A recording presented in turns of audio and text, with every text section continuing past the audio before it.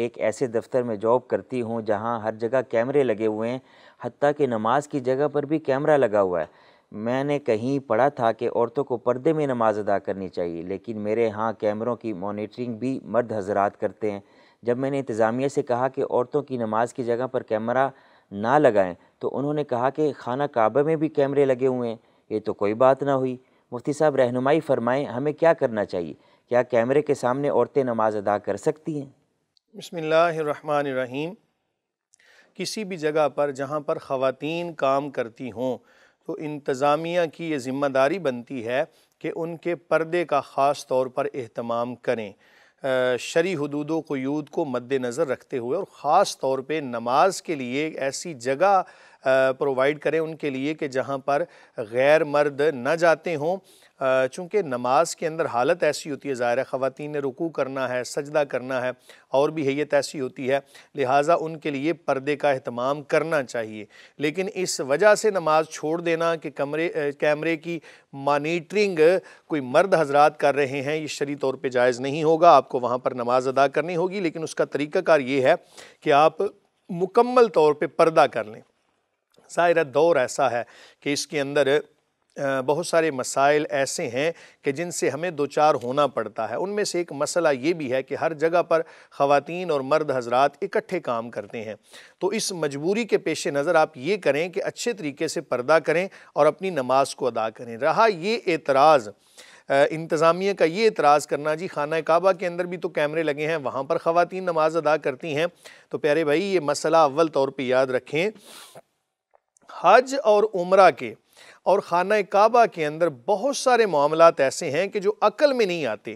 اس کی ایک حکمت آپ کو بتا دیتا ہوں کہ اللہ تعالیٰ کا گھر ہے، اللہ تعالیٰ کے گھر کے اندر یہ اللہ تعالیٰ کا گھر بھی میں عوام کو سمجھانے کے لیے، ورنہ اللہ تعالیٰ تو جگہ سے پاک ہے، یہ بیت اللہ کا جو لفظ ہے نا اس کی تشریح اور وضاحت کر رہا ہوں کہ وہاں پر اللہ تعالیٰ نے مرد و خواتین دونوں کو حکم دیا ہے کہ میرے گھر کا طواف اکٹھے کریں، اور ساتھ آزمائش بھی ہے کہ دیکھو اللہ کے گھر کے اندر جناب اللہ تعالیٰ کے حضور، اللہ تعالیٰ کے سامنے آ کر بھی کوئی بندہ خواتین کی جانب دیکھتا ہے یا کہ میرے گھر کی جانب، یہ ایک آزمائش ہے۔ تو بہت سارے معاملات ایسے ہیں کہ جو مسجد حرام اور عام حالات میں وہ تھوڑے سے مختلف ہیں۔ ان میں سے ایک یہ بھی ہے کہ وہاں پر کیمرے لگے ہوئے ہیں لیکن ہر مسجد کے اندر کیمرے نہیں ہیں، تو ان چیزوں کو مد نظر رکھتے ہوئے اپنے معاملات کو چلائیں، لیکن خواتین کا بہرحال پردے کا لحاظ کریں۔ انتظامیہ کو بھی ہوش کے ناخن لینے چاہیے کہ ہم نے سدا دنیا میں نہیں رہنا، اللہ تعالیٰ کے حضور بھی ہم نے جواب دینا ہے، تو ان کے لیے پردے کا اہتمام لازم کریں، تاہم اس نیت کے ساتھ نماز کو چھوڑنا جائز نہیں ہوگا۔ جی مفتی صاحب، اگلا سوال، ایک بھائی نے واٹس ایپ پر سوال بھیجا ہے لیکن اپنا اور اپنے شہر کا نام نہیں بتایا۔ وہ پوچھتے ہیں کہ ہمارے گاؤں میں آج کل رواج ہو گیا ہے، جب مردے کو قبر میں اتارا جاتا ہے تو ابتدائی طور پر قبر پر اذان دی جاتی ہے۔ برائے مہربانی رہنمائی فرمائیں کہ اس حوالے سے شریعت کیا کہتی ہے؟ بسم اللہ الرحمن الرحیم۔ قبر پر اذان دینا، پہلے اس کے فضائل آپ سماعت کریں، پھر آپ کو یہ مسئلہ سمجھ میں آئے گا۔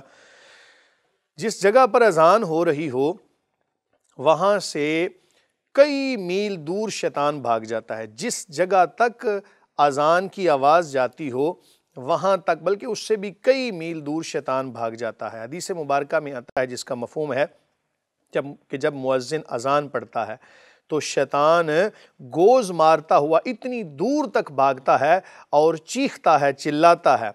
تو ظاہر ہے اسی چیز کو مد نظر رکھتے ہوئے بعض علماء نے یہ مسئلہ بیان کیا کہ جب مردے کو قبر میں اتارا جاتا ہے تو اس وقت بھی شیطان کا حملہ ہوتا ہے، شیطان آ کے بہکاتا ہے۔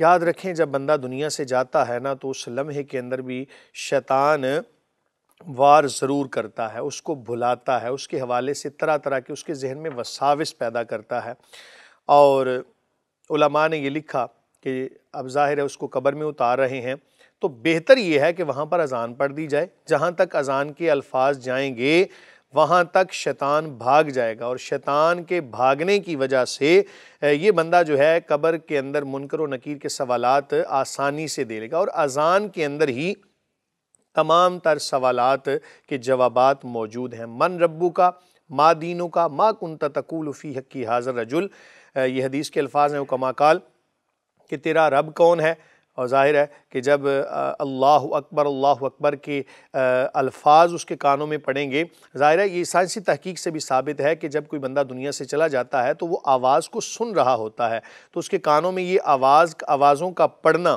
خیر و برکت کا سبب ہے۔ اس لیے اگر کوئی پڑھ دیتا ہے اذان تو اچھی بات ہے، مستحسن ہے۔ اگر کوئی نہیں پڑھتا تو اس کو فرض اور واجب نہیں کہا جا سکتا، اور اس پر کوئی بہت زیادہ بحث بھی نہیں کرنی چاہیے۔ کوئی اگر نہیں پڑھ رہا تو اس کو یہ کہنا کہ جی تم تو فلاں مسلک سے خارج ہو گئے ہو، تم نے تو جناب فلاں مسلک والا کام شروع کر لی، یہ کوئی اچھی بات نہیں ہے۔ مستحب عمل کو کر لینے میں فائدہ ہوتا ہے، نہ کرنے میں کوئی گناہ نہیں ہوتا۔ کر لیں گے تو اچھا عمل ہے، نہ کریں گے تو کوئی شرعی قباحت نہیں ہے۔ بعض لوگ یہ بھی اعتراض لگاتے ہیں، دیکھو جی آپ صلی اللہ علیہ وسلم کے دور میں تو قبر پہ اذان نہیں دی جاتی تھی، صحابہ بھی نہیں دیتے تھے، تو آپ ایسا عمل کیوں کر رہے ہیں، یہ بدعت ہے۔ لوگ یہ اعتراض لگا دیتے ہیں۔ دیکھیں اس کو دین کا حصہ بنا لینا اور لازم قرار دینا یہ غلط ہے، لیکن اگر اسی لیے میں نے عرض کیا نا کہ اگر کوئی اچھا عمل ہے اس کو کر لینا باعث اجر و ثواب ہے، اچھی بات ہے۔ اگر کوئی نہیں کرتا تو اس پر لازم نہیں کیا جا سکتا۔ بچے کے کان میں جو اذان دی جاتی ہے وہ بھی خیر و برکت کے لیے دی جاتی ہے، اور اگر کسی گھر کے اندر آسیب ہوں، وہاں پر کوئی جنات ہوں یا ایسی کوئی چیز ہو، شیطانی کوئی طاقتیں وہاں پر ہیں، وہاں پر بھی آپ اگر اذان پڑھتے ہیں تو فقہاء اس کے حوالے سے لکھتے ہیں کہ وہاں سے شیطان بھاگ جائے گا۔ اسی لیے اگر کر لیں گے، اذان پڑھ دیں گے تو اچھا عمل ہے۔ ہاں، اس کو لازم نہیں سمجھتے تو پھر یہ بدعت نہیں کہلائے گا۔ بدعت دیکھیں نا، بدعت کا مطلب تو یہ ہے نا، دین کے اندر کوئی بھی نیا کام ایجاد کرنا بدعت کہلاتا ہے، لیکن بدعت کی آگے دو اقسام علماء نے لکھی ہیں، ایک بدعت حسنہ ہوتی ہے، ایک بدعت سیئہ۔ بدعت حسنہ وہ ہے کہ دین کے اندر نیا کام لیکن اچھا کام ہو، جو شریعت کو مطلوب بھی ہے اور اس کی وجہ سے کوئی فرض یا واجب بھی چھوٹ نہیں رہا۔ تو اگر کسی بدعت کی وجہ سے کوئی واجب چھوٹ رہا ہے یا دین کو نقصان ہو رہا ہے تو وہ غلط ہے۔ بہرحال اس کو لازم قرار دینا غلط ہے، کر لیں گے تو اچھا عمل ہے۔ جی ٹھیک ہو گیا مفتی صاحب۔ اگلا سوال، ایک بھائی واٹس ایپ پر پوچھتے ہیں کہ کیا مساجد میں مصافحہ کر سکتے ہیں؟ برائے مہربانی رہنمائی فرمائے۔ انہوں نے بھی اپنا نام اور شہر کا نام نہیں بھیجا ہوا۔ بسم اللہ الرحمن الرحیم۔ مصافحہ کرنا یہ بڑا اچھا عمل ہے۔ سلام کرنا، نبی کریم صلی اللہ علیہ وآلہ وسلم کا فرمان جس کا مفہوم ہے کہ سلام کو عام کر دو، اور مصافحہ کے بارے میں حدیث ملتی ہے جس کا مفہوم ہے کہ جب دو مسلمان آپس میں مصافحہ کرتے ہیں تو ان کے جناب جدا ہونے سے پہلے اللہ تعالیٰ ان کی خطاؤں کو معاف فرما دیتا۔ کتنی بڑی فضیلت ہے۔ جو کام اچھا ہو مسجد کے اندر بھی اچھا ہے، باہر بھی اچھا ہے۔